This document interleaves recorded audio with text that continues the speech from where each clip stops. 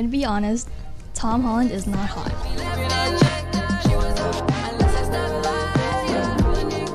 It's kind of like about finding yourself and like being who you really are.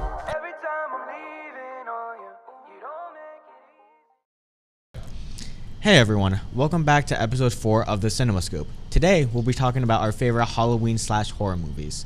So, what's your favorite? I'm just curious. It actually released like a couple months ago. It's called Talk to Me, and it's about this embalmed hand that has like writing all over it, and in the movie people think it was a real hand from a real human being, but they just coated it with like wax.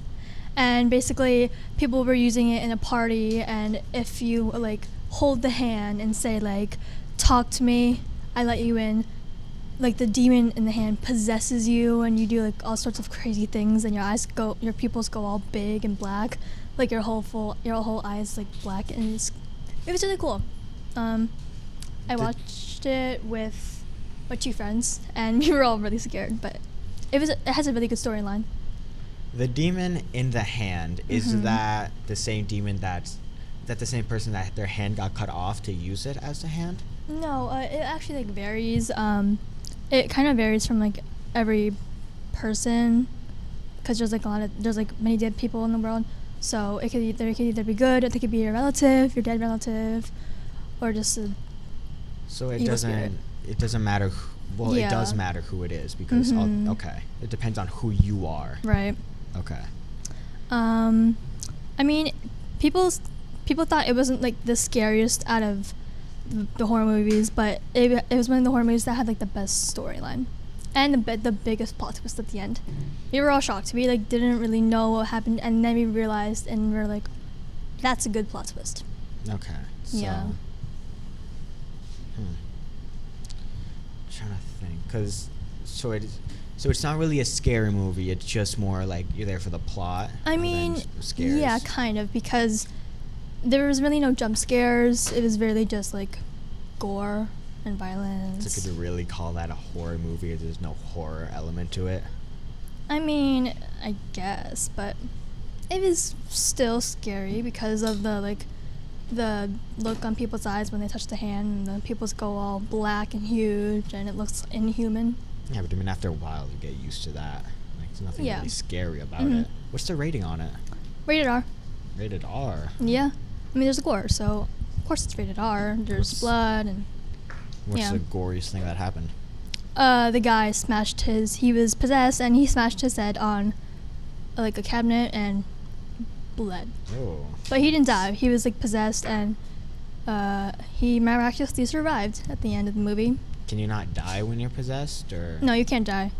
I mean, you can, I guess, if the spirit like possesses you and wants you to die, makes you do things that cause you to bleed to death or something. But people didn't really die in the movie.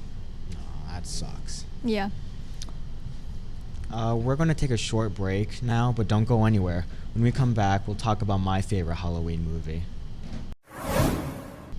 All right, welcome back. Now let's get right into it. So Nick, what's your favorite Halloween or horror movie?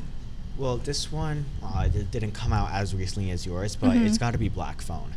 Oh yeah, I've watched it before. It's a really nice movie. Kid gets kidnapped, and there's a phone in the kidnapper's basement who you can talk to the other kids who got kidnapped, who are dead. Basically, all these kids teach him different things that they learned while in the basement. And the kid, his name's Finney, he uses all of these things. He learns how to fight, he learns how to break out, he learns when to do all this stuff, and eventually he's able to break out.